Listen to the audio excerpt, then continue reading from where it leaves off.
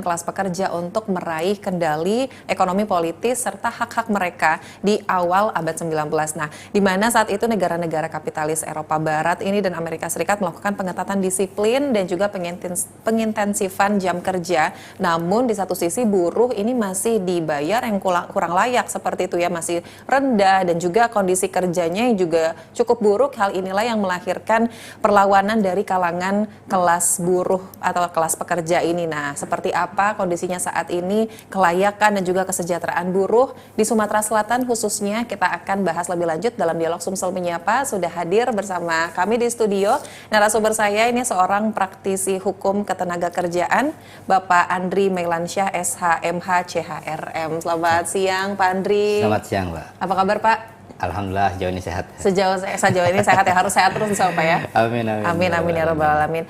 Pak Andri, ini kalau kita lihat kan hari ini peringatan yang luar biasa ya. Biasanya momen tanggal 1 Mei ini sebenarnya cukup dirasakan juga oleh kita semua yang walaupun mungkin turut merasakan bagaimana seorang buruh atau teman-teman kita dari kalangan pekerja ini yang terus gitu kan ingin memperoleh hak-hak mereka gitu supaya mereka juga bisa sejahtera. Nah, sebagai seorang praktisi hukum, sebenarnya kalau dari Pak Andri sendiri melihat kasus apa aja nih Pak yang biasanya sering muncul yang berhubungan atau bersinggungan dengan kesejahteraan dan juga kelayakan buruh saat ini? Iya. Jadi kalau kita bicara soal dinamika perjuangan kaum buruh ya, boleh dikatakan seperti itu. Maka kalau kita kaitkan dengan May Day atau Hari Buruh Internasional ini, sebetulnya ini kan kegiatan yang seharusnya menjadi seremonial kegembiraan kaum buruh. Tapi dalam hal ini dari tahun ke tahun, dari perubahan rezim sampai dengan hari ini kan, banyak hak-hak yang memang belum terpenuhi. Sehingga momentum Hari Buruh ini kemudian dijadikan juga sebagai bagian dari perjuangan kaum buruh untuk menuntut atau menjadi sesuatu hal wadah demonstrasi atau aksi untuk menyampaikan aspirasi, menuntut ketidakadilan atau hak-hak yang memang belum terpenuhi oleh regulasi yang ada pada hari ini. Nah, yang paling prinsip kalau kita bicara soal apa saja kasus yang terjadi ya, prinsipnya kalau hubungan kerja antara buruh atau pekerja dengan pihak perusahaan, ya kalau Undang-Undang Nomor 2 Tahun 2004 kan sudah mengatur bahwa memang ada 4 perselisihan, ada perselisihan hak, ada perselisihan kepentingan, ada perselisihan PHK, ada perselisihan antar serikat dalam satu perusahaan.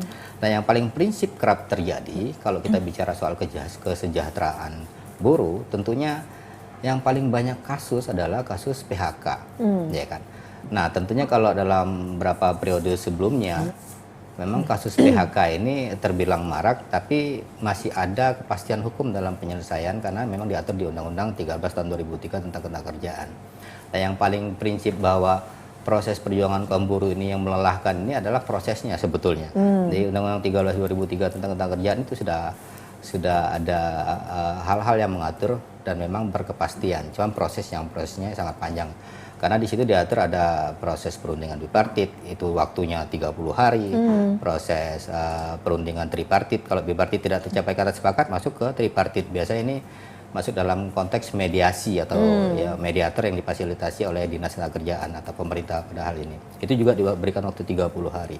Kalau tidak tercapai kata sepakat, maka salah satu pihak dapat mengajukan gugatan ke Pengadilan Hubungan Industrial. Nah, ini timingnya 50 hari. Kemudian ada upaya hukum juga yang namanya kasasi di Mahkamah Agung yang belum bisa dipastikan kapan putusnya.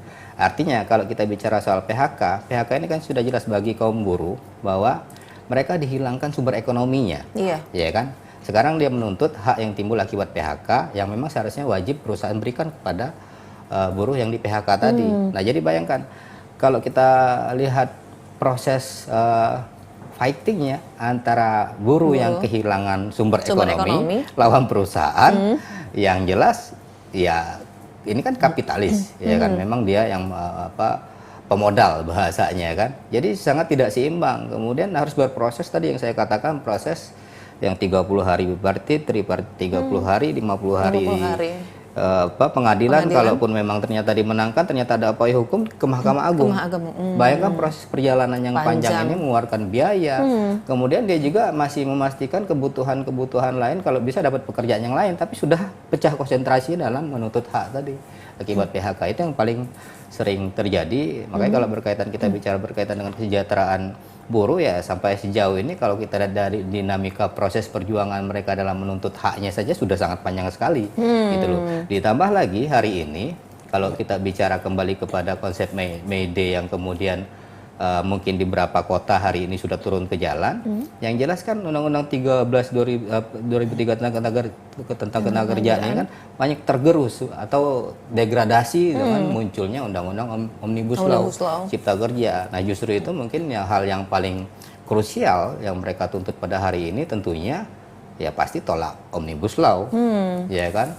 Kemudian pasti tolak outsourcing dan upah murah. Mungkin itu yang pasti dibicarakan karena di dalam Undang-Undang Omnibus Law itu sangat banyak sekali yang krusial yang kemudian mendegradasi hak-hak kaum buruh atau pekerja, bahkan dihapuskan, termasuk ada juga sanksi-sanksi pidana juga dihapuskan di situ. Mungkin itu. Dan sampai saat ini pun juga hal itu yang masih terus diperjuangkan ya Pak ya oleh rekan-rekan kita. Iya, sejak 2021 tentunya munculnya Undang-Undang Omnibus Law, kemudian Perpu yang hari ini jadi Undang-Undang Nomor 6 Tahun 2023 kan, ya tentunya tidak ada perubahan yang signifikan sesuai dengan apa yang didengungkan atau dituntut oleh pihak buruh atau pekerja sampai hari ini tentunya belum terrealisasi dan belum mencapai cita-cita yang sempurna, sehingga kemudian ya inilah setiap tahun mungkin itu menjadi momentum penting untuk mereka menyampaikan aspirasi kepada pemerintah. Jadi dari tahun 2021 harapannya masih sama sebenarnya sampai tahun ini pun juga masih seperti itu berkaitan dengan Omnibus Law ya, berkaitan dengan Omnibus Law. Oke. Nah ini kalau berkaitan juga dengan perlindungan nih, sebenarnya kan pemerintah ini sebenarnya harusnya menjadi payung juga ya, payung untuk rekan-rekan kita para pekerja ini sendiri. Nah sebenarnya perlindungan dari pemerintah atau dari hukum ini gimana nih Pak Andri?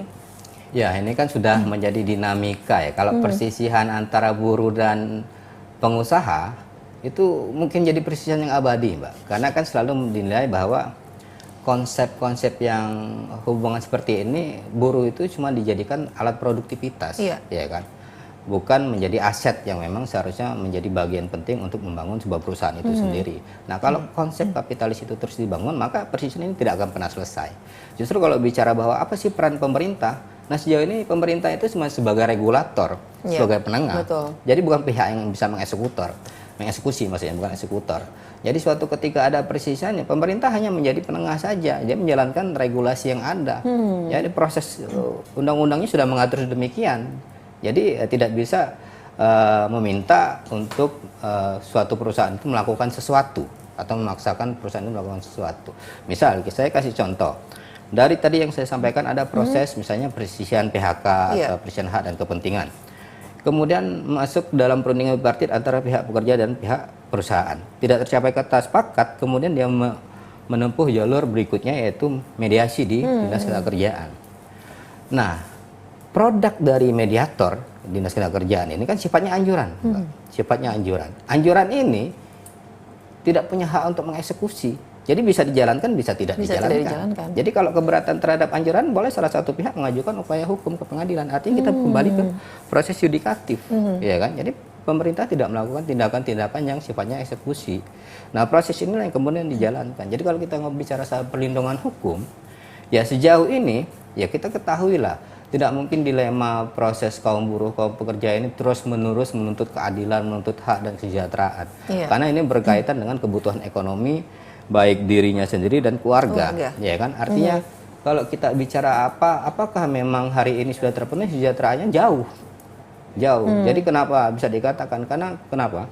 Kalau kita bicara upah, misalnya salah satunya bicara tentang upah, yang sekarang juga di Undang-Undang Omnibus Law sudah ada turunannya di Peraturan Pemerintah tahun 51 tahun 2023, nomor 51 2003. Di situ di PP itu kan juga mengatur soal upah yang kemudian kalau kita bisa ketahui setiap tahunnya ada kenaikan upah yang ditetapkan oleh pihak gubernur. Justru di Undang-Undang Omnibus Law ini sebetulnya menghapus variabel kebutuhan hidup layak, gitu loh. Yang seharusnya ini menjadi pertimbangan untuk penetapan upah minimumnya, gitu loh.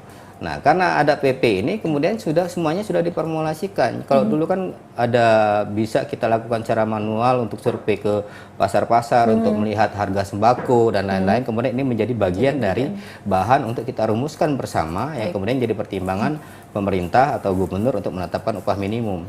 Tapi hari ini tidak ada lagi, semenjak ada PP tersebut semuanya ada formulasinya. Jadi untuk misalnya harga kebutuhan bahan pokok, misalnya inflasi, indeks itu sudah diformulasikan dengan faktor X-nya. Nah, nilai-nilai kebutuhan ekonomi ini ternyata bukan dari hasil survei manual masing-masing buruh atau perusahaan, tapi ditentukan oleh Badan Pusat Statistik (BPS). Gitu. Jadi sudah ada angka-angkanya. Begitu juga artinya ini kan menutup dialog antara perusahaan dan buruh untuk bicara soal kebutuhan hidup layak. Karena ini berdampak pada pergeseran nilai-nilai soal perlindungan upah. Jadi kita bicara ngomongin soal upah ini sudah ditentukan oleh PP 2023 tadi tentang pengupahan. Jadi kita tidak bicara. Dan termasuk juga ini menonfungsikan juga yang namanya Dewan Pengupahan yang di situ ada unsur pemerintah, ada unsur pekerja yang kemudian dia seharusnya bisa bicarakan soal bahan-bahan untuk menjadi pertimbangan. Tapi karena sudah ada formulasi itu ya sudah ikutin semuanya, angka-angkanya ditentukan oleh BPS.